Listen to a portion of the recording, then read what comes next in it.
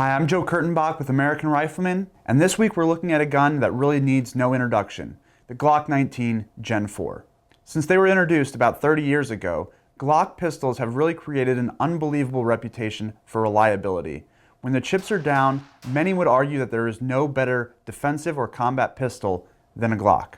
We see more evidence of this with some high-profile contracts that have been awarded recently, including the FBI contract. The FBI is going to 9mm Glock pistols, including the Glock 19, and MARSOC, the Marine Raiders, they're going to be using the Glock 19 exclusively.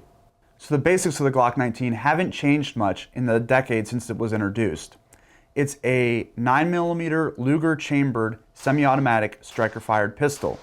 It would fill a box about 7¼ inches long and 5 inches tall. It has a 4-inch barrel and it weighs just under 24 ounces.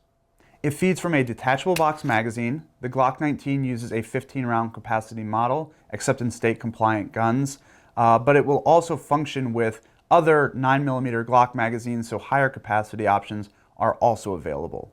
So what makes the Glock 19 Gen 4 different from earlier Glock 19s?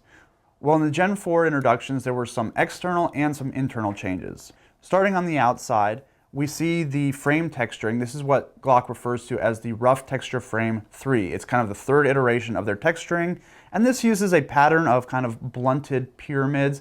It provides pretty good purchase. You will notice also in the Gen 4 that there are the finger grooves. Some people like them, some people don't. Another change is that the magazine release button was actually enlarged a bit, actually kind of substantially, and interestingly, it can also be reversed for left-hand use.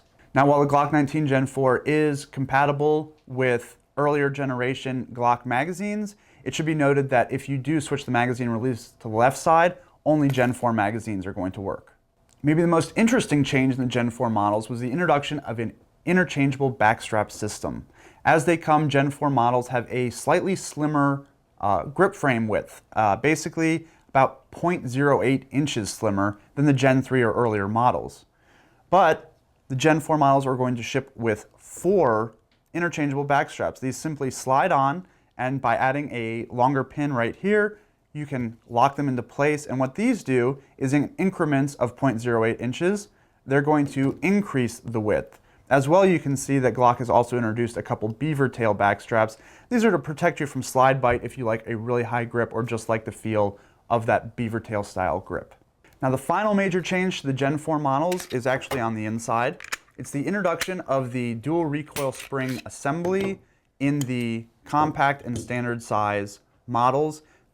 A dual captured recoil spring was already being used in subcompact Glocks. Now it's going to be standard across the board. When Glock first introduced the new spring assembly in the larger models, there were some reliability issues reported. Now, if you ask Glock, I'm sure everything functioned perfectly all the time, but I think some changes were quietly made because since then, it seems that the Gen 4 Glocks have lived up to the reliability reputation that preceded them. And if you don't believe me, just ask the FBI or the Marine Raiders. So for more on the Glock 19 Gen 4, go to us.glock.com.